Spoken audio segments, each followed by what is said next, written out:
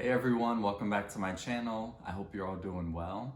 In today's video, I'm gonna continue on with my story of how I got into real estate and my experience. To recap, I started working at a company called Marcus & Millichap, which is a commercial firm here in New York City, at the end of October in 2013. That wound up not working out, so I left the company in March 2014. So that's where I'm going to continue on with this video. During my time at Marcus & Millichap, my school, my college, Hobart, they reached out to me because they saw that I was down here selling real estate and they wanted to publish my story in their magazine. While I was still at the company, all they wanted me to do was to get on the phone with them and have a phone interview to talk about my experience. So I did that and I thought I was done there. But then fast forward, after I left the company, they reached out to me and they asked if they could set up pictures in the office of me, going through my day-to-day so they can include that in the magazine article. I didn't want to tell them that I left the company and, I was already down and everything. So I asked if we could do the photo shoot in Geneva, where I'm from, because after I left the company, I decided to go home for a little bit and see my family. So the school agreed to it. They set up the photo shoot there and, we took the pictures and all that. So I thought we were done. I thought everything was good. And I went back down to Jersey and, back to my friend's house and started looking for jobs again. So what I wanted to do was find something that was salary based but still in the real estate field, something that would hold me over until I was able to get back into brokerage. So while I was looking for that, Hobart reached out to me again and they told me, we really want to do the photo shoot for this magazine article in the city. Can we set that up? So I told them, let's not do it in the office. Can we do the photo shoot just out in the street, taking some action shots? And they agreed to that. So we set it up that way. And I remember when I went into the city, I was all dressed up in my suit and everything. And, it felt really good. It felt like I was actually going back to work. It also brought back that motivational feeling of that success in the city and everyone hustling, everyone grinding towards their dreams. During the photo shoot, I loved it. I felt like I was back into it even though I wasn't. So that was actually one of the best things that happened to me. It was really motivational to do that, to do the photo shoot, and it gave me a little extra push to find a way to get back into doing real estate. So once I got back home, or not back home, but once I got back to my friend's house in New Jersey, we actually both were unemployed at the time and we were both looking for jobs. And my thought was to find something where I'd be an associate at a brokerage firm, making a salary and just getting bonuses based on what we closed. So working on a team and just learning from the senior agent and going through it that way. So I set up a few phone interviews at other places in the city that were commercial firms as well. Those didn't work out. But then I think it was on LinkedIn, I saw an ad for an analyst to work under a senior agent at Marcus & Millichap again, the company that I just left. But this time, instead of the Brooklyn office, the position and the team was in the Manhattan office. I decided to apply for it, and on top of applying, I emailed a few people who I knew at the company to try to get an in and just let them know my situation and how excited I am to get back into it. They put in a good word for me. They brought me in for an interview, and the guy that I interviewed with, he's not only one of the top brokers in the office, in the Manhattan office, but just in the company in general. It's a nationwide company. So interviewing with him felt good, and long story short, I got the position. I had a salary plus bonus on top of that, yearly bonus based on how well the team did. But the good thing about it was the senior agent who I was working under told me that He would pay me the salary to pretty much be an analyst, to be support for him and the team. The team had about 12 people on it. So I'd be supporting everyone, helping everyone with their business. He wanted me to do that for just a year, but then after a year, he wanted me to be an agent under him. And he told me once I become an agent under him, he would still pay me that salary until I was able to afford working just on commission. That was perfect. I was so excited about that because that's exactly what I wanted. So I'm happy, you know, everything is good. I'm back in business, back in, you know, the environment where everyone is doing what I want to do. And in the Manhattan office, it was so much more motivating, and I liked it a lot better than being in the Brooklyn office. So that was a plus for me. There were more people, more agents. There were a lot of young guys like me who were new to the business and just starting out grinding. But then you also had a lot of the top guys who, you know, crush it in real estate, who, you know, it's really good to be around and learn from them and just listen to everyone. Like the energy that you get in the office was really motivating. So I was happy to get started. Our main focus was the marketing packages that we put together to go pitch owners to get listings. That is what I was doing, I want to say 90% of the day. And, you know, being on a team of 12 agents, all bringing in different leads and setting up meetings, I was pretty busy. We were doing deals in Manhattan, we were doing deals in Brooklyn, and we were doing deals in Queens. Those were the three main boroughs that we focused on. So the process is, after you meet with an owner and they decide that they want you to give them a valuation for their property, you set that second meeting with them, but then you go back to the office and you put together the valuation. The valuation includes a description of the property, a description of the area, and also your evaluation of the property.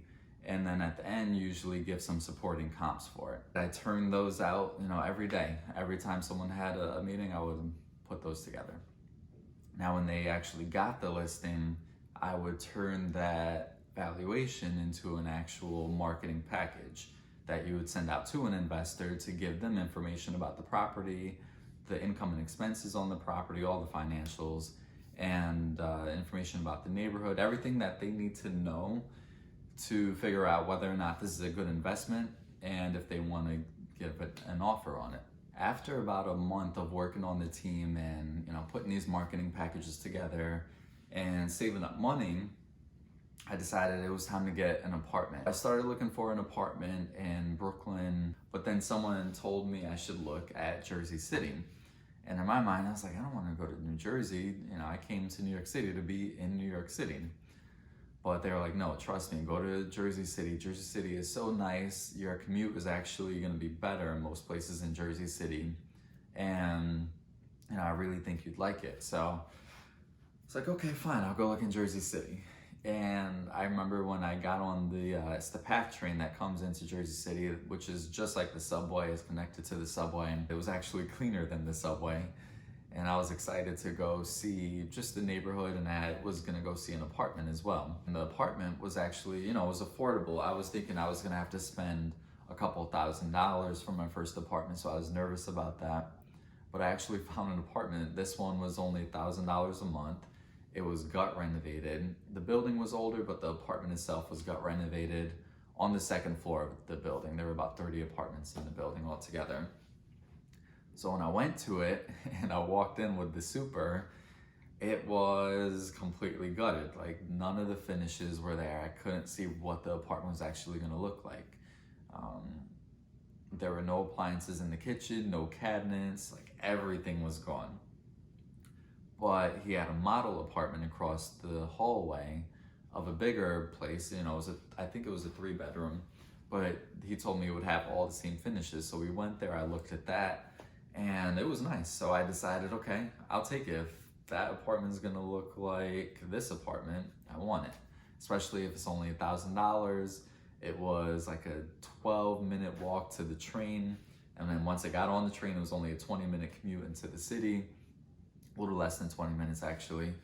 And you know, that was a lot better than the commute I was doing. When I first got the job on the team, my commute, you know, I wasn't driving into the city anymore, but what I had to do was drive 30 minutes to the train, which was, you know, an actual big train, you know, think Amtrak, but this was New Jersey Transit. It was the first stop on the line. I took the train into Penn Station all the way into Manhattan, which took about 80 minutes. So, you know, I'm 80 minutes on the train, half hour sitting in traffic, getting to the train station, and then from there it's about a 15-minute walk. Going from that to going to the commute that I just talked about, I was really excited about that. And one thing I just want to talk about with the train, the conductor who I always saw, because I always sat in the same spot on the train, it was always empty, so I was able to go to exactly where I wanted to be.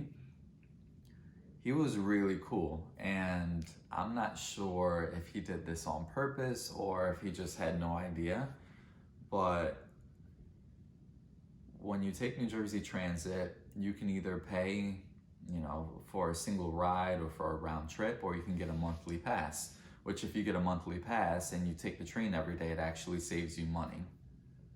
But for me, just starting out and wanting to save up to get an apartment, I decided not to get the monthly pass, and I don't even think I can afford to pay the whole pass up front.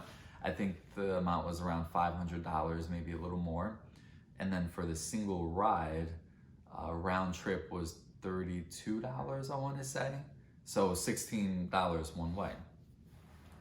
Now, the conductor who I always sat by, who went around checking everyone's tickets, he checked, I think he might have checked my ticket 1, maybe 2 times in the beginning. But then after I got to know him and, you know, I was saying hi to him every morning, he would just look at me and smile and say good morning and keep walking. Like, he wouldn't even take my ticket. So I don't know if he thought that I had a monthly and, you know, just was like, oh, you know, he's good, smile, say good morning, keep it moving. Or if something told him, hey, that guy there sitting on the train is struggling, let him go. Like, don't take his ticket in the morning. So I don't know. Either way, I thought he was cool, and I thank him for that because that was a huge help. But going back to the apartment, so I took the apartment.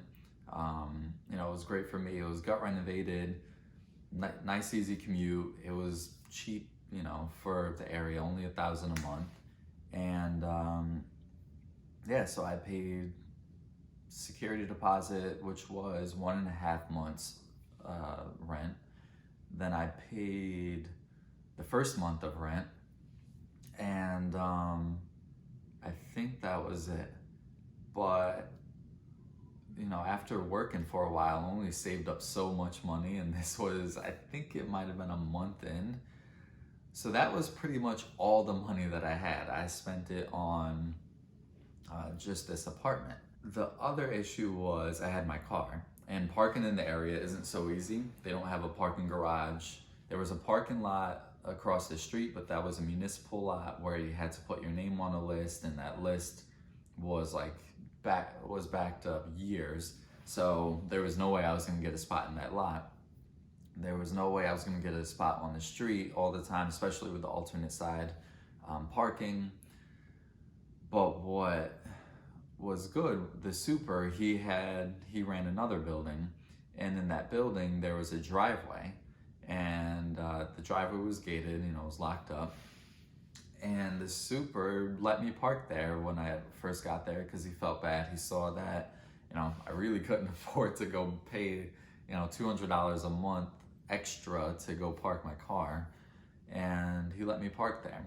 I thought he was gonna let me park there for good, but after a few days, he was, you know, he's like, hey, you gotta get your car out of there. You know, I just wanted to give you some time to figure out what to do with it. I was like, okay, cool. I took the car out and I parked it in a parking garage, but I had no money. So I knew that if I put it in the garage, I wasn't gonna be able to get it out until I got paid again. And I remember a week later, once I actually got a check and I decided I was gonna take the car and I was gonna bring it back to New Jersey, like deep in Jersey, to my friend's house and just leave it in their driveway. But when I went to go pick up the car, it was over $100 just for parking there for a week. I was like, man, this is crazy. Like, there's no way I can pay for this right now. So Took the car there, and I mean, I really didn't need it being here. You have the trains, you have so much public transportation. So it was fine bringing it there. After a few months of working, I started to get a hang of making the marketing packages where they were just, I was churning them out so quick and they were easy. I wanted more of a challenge. So the senior agent who hired me, he started giving me more things to work on.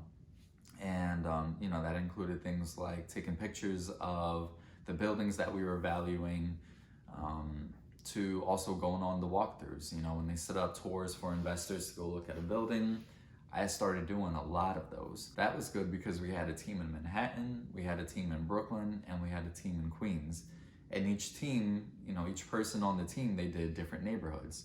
So it was good for me to go on these walkthroughs or go take pictures of buildings because I got to start learning different neighborhoods in New York City. It was really cool to me. And also not only that, but going on the tours with the investors, that was good because I started building relationships with them. You know, they saw me, they met me, they trusted the team that I worked on and the company that I worked for, so I automatically became credible in their eyes. And you know, I started building up my list of contacts that way. Now, in addition to doing this work, I wanted something else. Like, I wanted to do something on the side, but still in real estate. And I remember when I was in the Brooklyn office, one of the other young guys who was in training with me, he was always on the phone with people talking about other things, like not pitching owners to go meet with them or pitching listings, but he was talking about houses that he owned. And when I called him, he told me he was flipping houses. And I told him that's something I always wanted to get into. You know, this is cool, I like being a broker, or I like the broker side, but I also want to be an owner, I want to be an investor.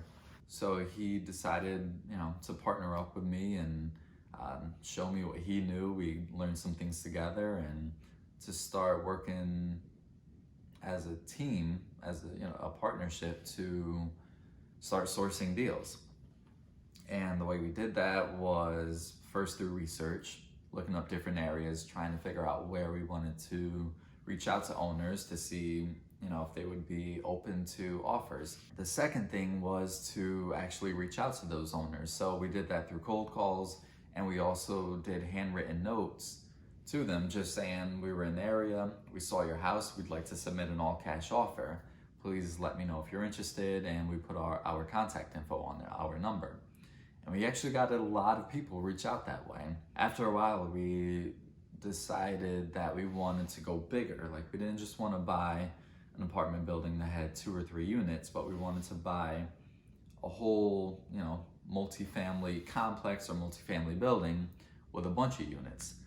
And the way we would do that, because neither of us had the money to go out and purchase these outright, and nor did we have the money to put down a down payment and get financing on them.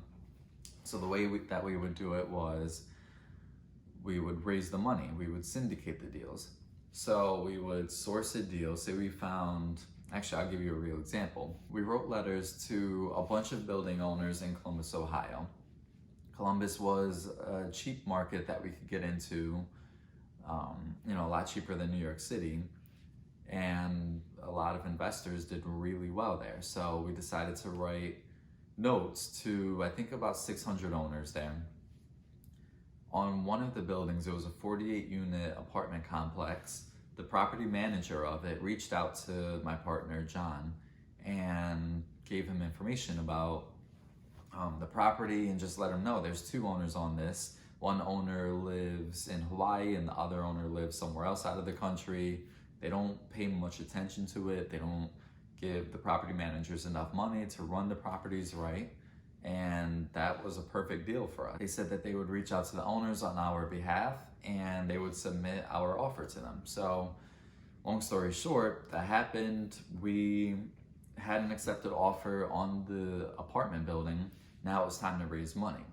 So we put together a marketing package similar to what I was doing for the team at Marcus & Millichap, but this was on my own with John. We put together a marketing package of the deal, the numbers, all the financials, and we pitched that that marketing package or that investor deck to investors to give us money to buy it, and they would get a return. The first person that I got to invest in this was actually someone who I cold called during my time as an agent in the Brooklyn office months prior.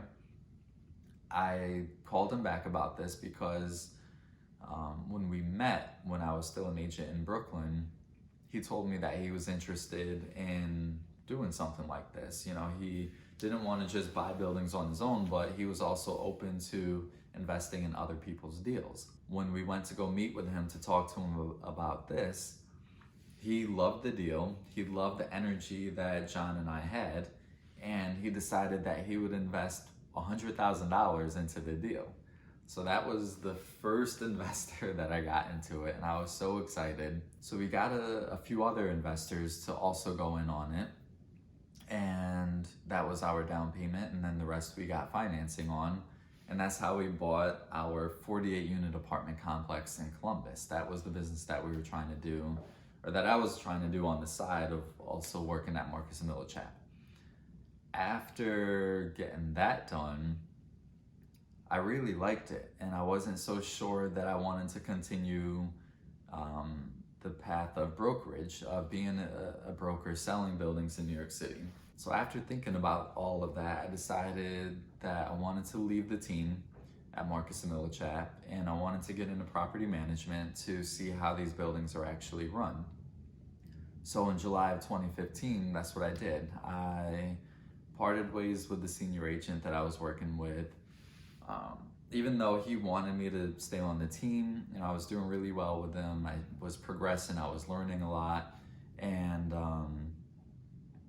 he wanted me to stay. But when I explained to him what I was doing, he supported me. He was happy for me, and it was an amicable leave. So once I made the decision to leave the team, I had to figure out where I was going to go to learn property management. And that is what I'll get into in the next video. That'll be the next chapter of this. I hope that you guys enjoyed this video, and that you not only learned something new about me and just my journey, but also I hope that you're finding this motivational. I'll continue doing these videos as well as other videos like the how-to videos and other videos just giving advice to people. So keep the topics coming. I have a few more topics that came in that I'm going to be making videos about. So comment down below or reach out to me direct. Just let me know what else you want to see. Share this video with other people. Like I said, when you share these videos, it also motivates others, and I just want to motivate as many people as I can. I want to inspire them. So please share these videos, and I'll see you guys in the next one.